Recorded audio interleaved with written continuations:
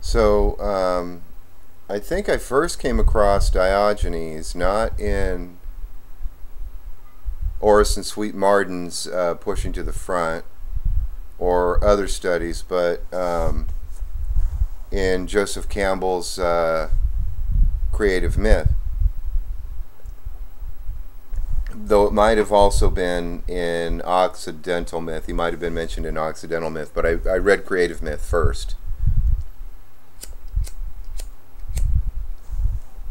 Then I went back and started from the beginning because I realized, oh, this is part of a series, and he kept referring to the other, volumes in the four-book series of the Masks of God. And anyway, he mentioned something interesting, and I grasped it the first time, but I didn't really understand it. And he said that it was a period of the wandering sage, and he mentioned Diogenes as one of these people, and there were others in other cultures or civilizations as well that was pointing to the idea that the wandering sage, such as Diogenes, occurs at a certain time. And he also mentions somewhere else that it is likened to a dying organism that splits itself off, sending cells out, healthy cells out. And I can't remember the exact verbiage that he used and whatnot, but I attached in my mind, there was something about that, about how the wandering sage splits itself off from the group, and at a certain time they're no longer aligned with the productivity of the civilization, but the civilization has gotten to the point where it has gotten so far down that they need to just go do their thing, and they just start wandering. I identified with that. I identified with having to separate myself off. I also identified with Carl Jung's concept of individuation. His psychology is a psychology of individuation, where we individualize ourselves. I also read another author, Jeffrey Wolf Green, who says that there are four stages, four psychological states: the consensus, the dimly enlightened, the consensus, the individualized, and the spiritual state of consciousness. And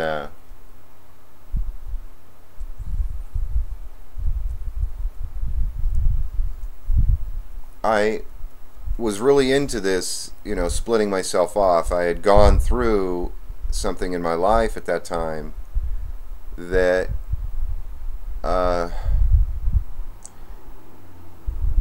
was its own estrangement. I had been estranged from my physical abilities.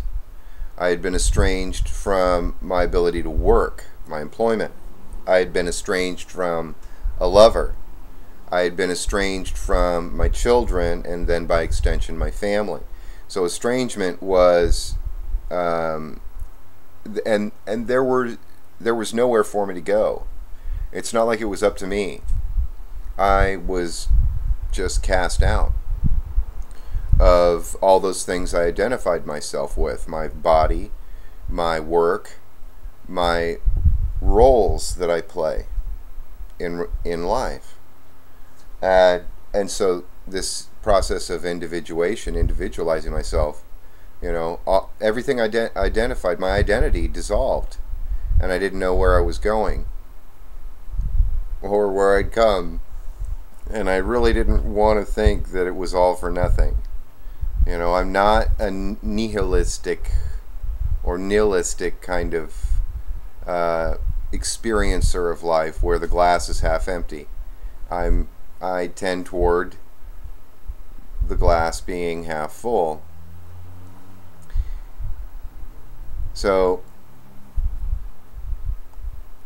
this individualizing process also brought with it the concept or the sensation of alienation. And this alienated feeling from myself, my body, my work, and by extension my civilization, my culture,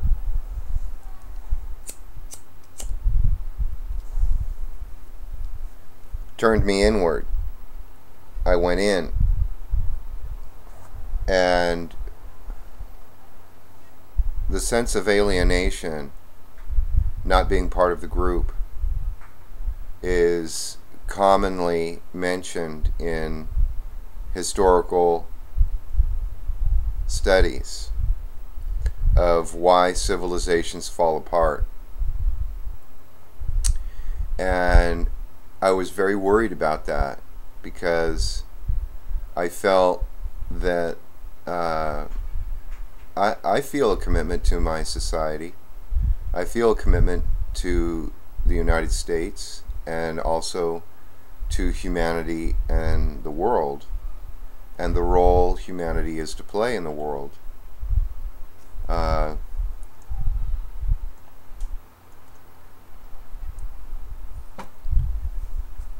Yeah, I'll drink to that. But finding my place in these times has a skill set that is required to be employed. There's certain techniques that have to be exercised in order to fulfill your role. You have to behave a certain way. And I ran across this little psychological process in Jeffrey Wolf Green's Pluto Volume 2, I think it was. Yeah, it was Volume 2.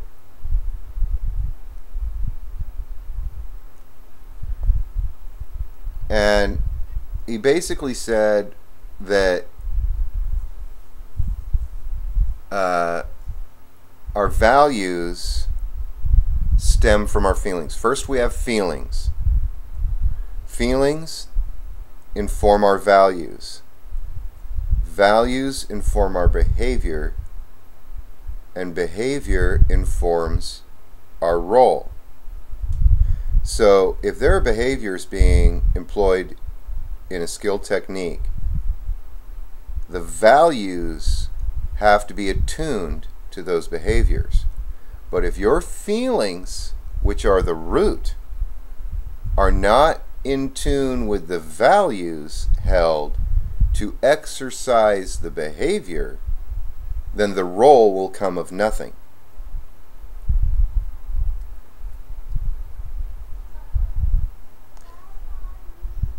And it seemed to me that it was almost a destiny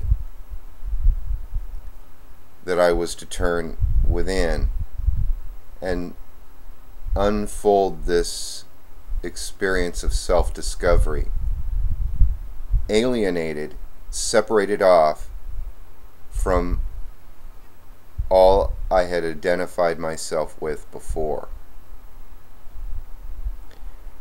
And there's another term, crisis in consciousness, and I definitely went through that. I retreated into my shell, as it were. I was absolutely disillusioned. I had had so many grotesque and obvious failures by those on the outside that I had to ask myself, what is it that is informing their behavior? And I basically came to the point where I decided they got different feelings than I do. And I try not to overthink it. I just try to respect that they have their own feelings towards things.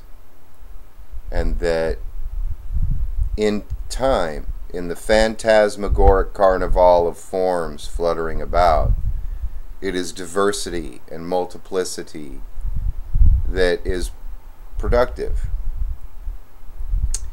And I'm not dead yet. They didn't kill me.